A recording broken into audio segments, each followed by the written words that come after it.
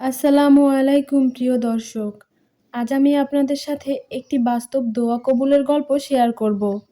এই দোয়া কবুলের গল্পটি আপনাদের সাথে শেয়ার করতে পেরে আমি নিজেকে অনেক ধন্য মনে করছি। এই দোয়া কবুলের গল্পটি অনেক সুন্দর একটি দোয়া কবুলের গল্প। এই দোয়া কবুলের গল্পটির মধ্য থেকে অনেক সুন্দর একটি আমল আপনারা জানতে পারবেন। আমি কতটা এক্সাইটেড আপনাদের বলে বোঝাতে পারবো না।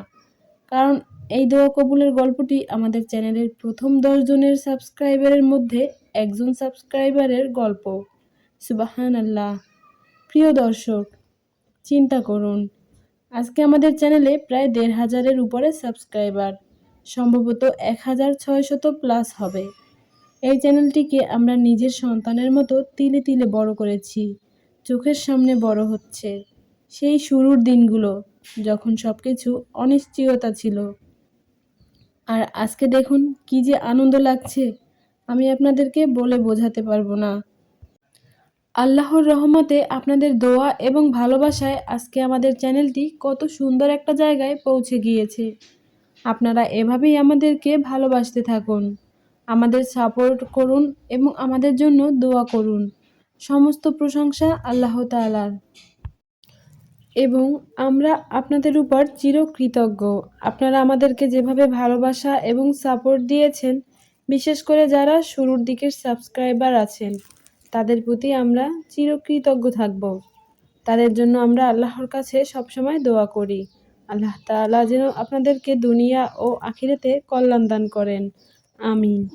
আজকে এই দোয়া কবুলের গল্পটি শুরুর আগে আপনাদেরকে জানিয়ে দিতে চাই, আপনারাও যদি এই বোনের মতো আপনাদের বাস্তব জীবনের দোয়া কবুলের গল্পটি আমাদের সঙ্গে শেয়ার করতে চান, তাহলে শেয়ার করতে পারেন। কমেন্টে আমাদের জানাবেন কারা কারা শেয়ার করতে চান। তো চলুন আর কথা না বাড়িয়ে দোয়া কবুলের গল্পটি আমরা শুনে আসি। প্রথমেই আমাদের সালাম দিয়েছেন, আসসালামু আলাইকুম আপু। ওয়ালাইকুম আসসালাম আরহামাতুল্লাহি ওবারাকাতু প্রিয় বোন। তারপরে তিনি লিখেছেন, আমার নাম আয়েশা, আমি আপনাদের চ্যানেলের প্রথম দিকের সাবস্ক্রাইবার। আপনাদের চ্যানেল থেকে অনেক কিছু শিখেছি এবং জেনেছি। আলহামদুলিল্লাহ। আজকে একটা দোয়া কবুলের গল্প আপনাদের সাথে শেয়ার করতে চাই। আমি যেহেতু পদার্থবিজ্ঞানে বিএসসি শেষ করেছি, তাই অনেক মানসিক চাপ নিতে হয়েছিল পরীক্ষার সময়। অনেক কঠিন কঠিন পড়া মুখস্থ করতে হয়েছে। অনেক পড়তাম, কিন্তু পরীক্ষার হলে আমি সব ভুলে যেতাম।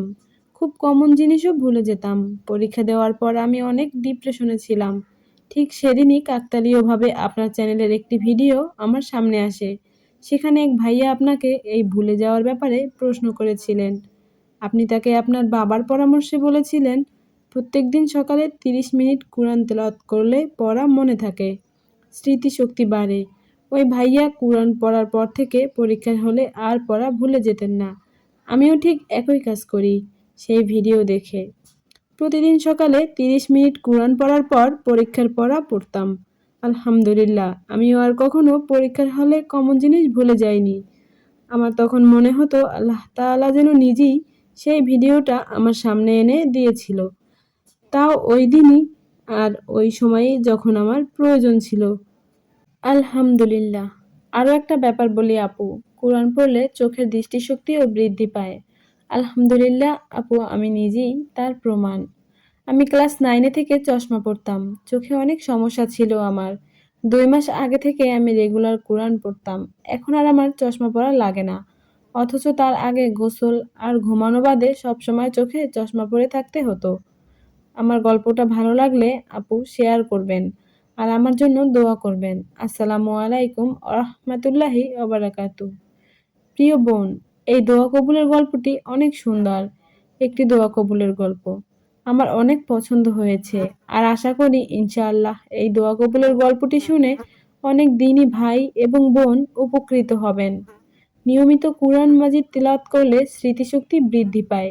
এটা আমি তার বাস্তব প্রমাণ। আলহামদুলিল্লাহ। আমার স্মৃতিশক্তি খুব একটা ভালো ছিল না বা এখনো নেই।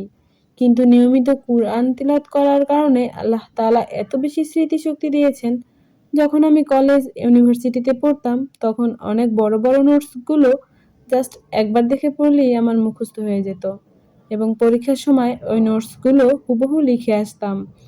আমি কখনোই নোটস মুখস্থ করার জন্য বাড়তি করে আমার কষ্ট করা লাগেনি। আপনারা একটু আশেপাশে খেয়াল করলেই দেখবেন যে কিছু বাচ্চারা এমন আছে যে স্কুলে মোটেও পড়তে পারে না, কিন্তু সেই বাচ্চাগুলোকে যখনই হেফজখানায় ভর্তি করে দেওয়া হয়, তারা 2-3 বছরের মধ্যেই পুরো কুরআন মাজিদ মুখস্থ করে ফেলে। একে তো এটা আল্লাহর অলৌকিক শক্তি, তারপরে আল্লাহ তাআলা স্মৃতিশক্তি বৃদ্ধি করে দেন কুরআন মাজিদ তেলাওয়াত করলে। আর শেষের দিকে তিনি যে তার দৃষ্টিশক্তির কথা বলেছেন, এটা আমি অনেকের মুখে শুনেছি এবং দেখেছিও তাদেরকে। কয়েক বছর আগে এক ব্যক্তি বলেছিলেন যে আমার সবসময় চশমা পরা লাগে, কিন্তু আমি যখন কুরআন মাজিদ তেলাওয়াত করা শুরু করেছি তারপর থেকে আমার আর কখনো চশমা পরা লাগেনি। যার কারণে আল্লাহ তাআলা এই কোরআনকে শিফা বলেছেন, অর্থাৎ রোগ থেকে আরোগ্য দানকারী। তাই প্রিয় দর্শক, আপনাদেরকে বলবো আপনারা বেশি বেশি কুরআন মাজিদ তেলাওয়াত করবেন। এটা দুনিয়া ও আখেরাতে আপনাকে সফলতা দান করবে। আপনারা কোথা থেকে দেখছেন আমি জানি না, তাই আপনাদেরকে দাওয়াত দিলাম, আপনারা ঘুরে আসবেন আমাদের ইউটিউব চ্যানেল থেকে। পরিশেষে আল্লাহর কাছে দোয়া করি আল্লাহ তাআলা যেন আমাদের সকলকে বেশি বেশি কুরআন মাজিদ তেলাওয়াত করার তৌফিক দান করুন। আমিন। আসসালামু আলাইকুম ওয়া রাহমাতুল্লাহি ওয়া বারাকাতুহু।